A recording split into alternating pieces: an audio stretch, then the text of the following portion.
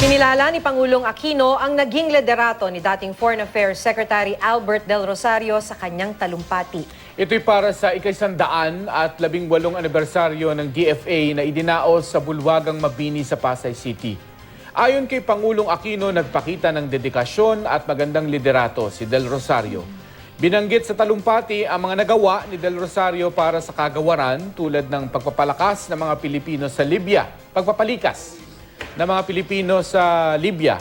Ang outgoing president ipinagpatuloy naman daw ngayon ni Secretary Rene Almendras ang nasimulang mahusay na liderato ni Del Rosario.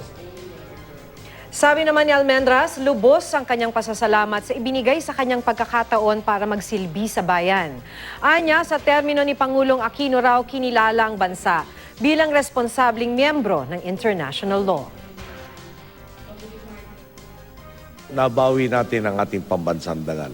Kung dati tayo ang binabaliw lang kasapi ng pandaigdigang komunidad, ngayon isa na tayo sa tinitingalang bansa. Kung dati puro negatibong balita ang buwabandera tungkol sa Pilipinas, ngayon isa na tayo sa laging napupuri.